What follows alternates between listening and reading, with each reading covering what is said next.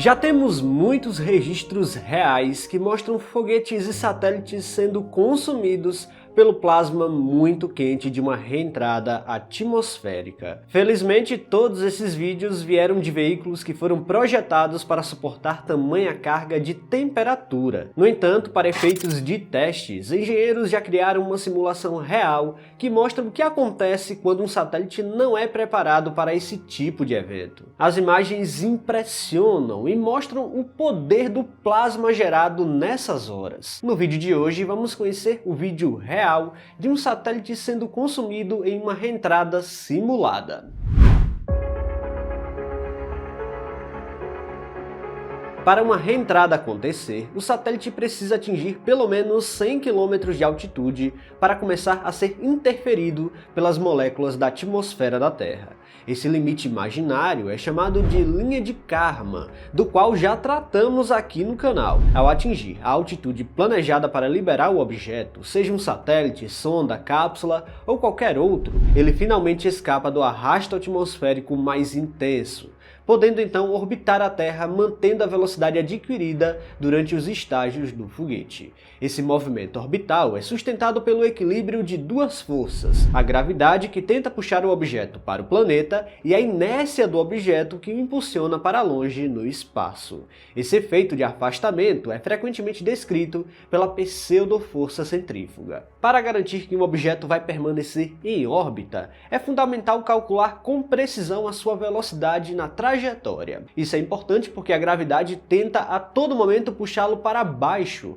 enquanto a velocidade orbital tenta impulsioná-lo para fora. E cada tipo de órbita vai exigir uma velocidade específica, como é o caso da Estação Espacial Internacional, que orbita a Terra a 28.000 km por hora. Por outro lado, para retornar à Terra, é preciso desacelerar gradualmente, permitindo que a altitude diminua até o ponto de reencontro com a atmosfera, iniciando um processo de reentrada extremamente rápido e perigoso.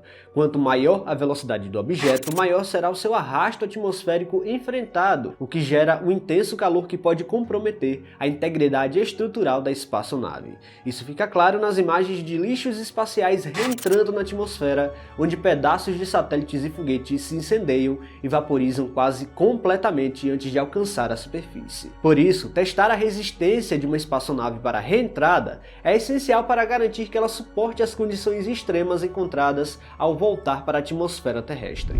Quando um objeto entra na atmosfera em alta velocidade, ele comprime o ar à sua frente, provocando um fenômeno chamado compressão adiabática. Nesse processo, o ar comprimido se aquece rapidamente, gerando temperaturas que lembram a superfície do Sol. Esse calor intenso cria uma camada de plasma ao redor da espaçonave, que é um gás ionizado que não apenas aquece a superfície, mas também pode interferir nas comunicações com a Terra.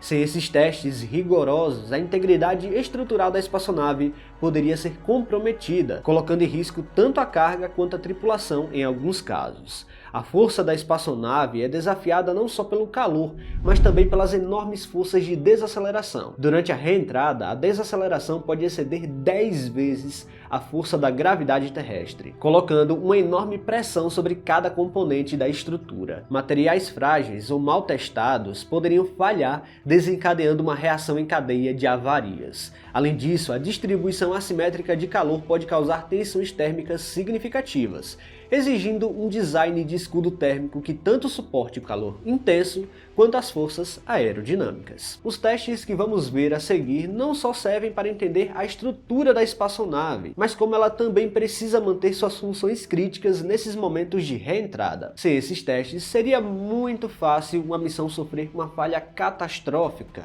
o que colocaria em risco o progresso da exploração espacial. A parte boa é que as agências espaciais possuem tubos de plasma para fazer esses testes em laboratório, e as imagens são incríveis. No impressionante teste de reentrada, um túnel de vento de plasma recria as condições extremas que uma espaçonave enfrenta ao atravessar a atmosfera da Terra. Ao atingir velocidades hipersônicas, a compressão adiabática comprime abruptamente o ar à frente da espaçonave, aumentando a temperatura para níveis que podem ultrapassar 6.000 graus.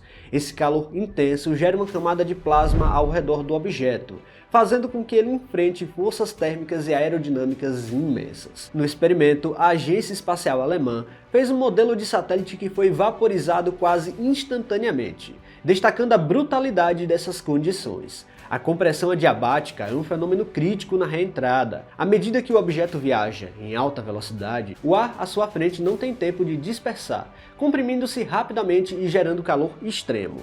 Esse processo não aquece diretamente a superfície da espaçonave, mas cria uma zona de choque supersônica, onde o plasma ionizado envolve o veículo. Esse plasma não só produz o calor intenso, mas também gera um blackout de comunicação, pois interfere nas ondas de rádio, isolando temporariamente a espaçonave do contato com a Terra. Esse teste foi essencial para validar o design da espaçonave, que busca garantir que satélites e componentes críticos se desintegrem completamente durante a reentrada, evitando que detritos perigosos atinjam o solo. Um dos focos foi o mecanismo de direcionamento dos painéis solares, conhecido por sua robustez estrutural. Ao submetê-lo a essas condições no túnel de evento de plasma, os engenheiros analisaram como o calor extremo e as forças aerodinâmicas fragmentavam o componente. O intenso calor gerado pela compressão adiabática causou a vaporização dos materiais, demonstrando que mesmo as ligas mais resistentes enfrentaram desafios extremos durante a reentrada simulada.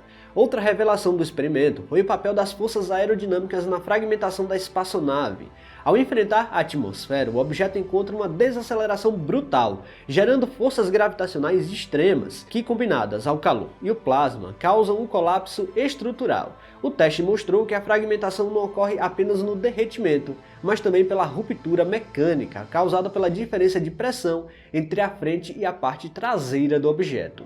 A simulação dessas condições permitiu aprimorar a modelagem computacional usada para prever as trajetórias de reentrada. Com dados precisos sobre como cada componente responde ao plasma e à compressão adiabática, os engenheiros conseguem ajustar a geometria e a composição dos materiais, maximizando a desintegração segura. Esse conhecimento é muito crucial para prevenir a queda de destroços em áreas habitadas e minimizar o risco à vida humana, já que há materiais presentes nos satélites que não são muito afetados na reentrada. No final, o teste no túnel de vento de plasma provou ser uma ferramenta poderosa para a evolução da tecnologia de reentrada, pois não se trata apenas da destruição, mas da prova da engenharia dos materiais. Ao desafiar os limites dos materiais, esses experimentos mostram um caminho para missões espaciais mais seguras.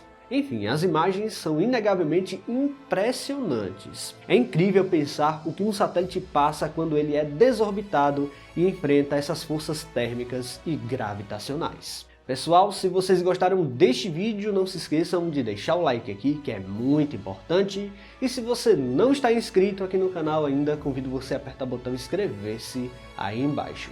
Até a próxima!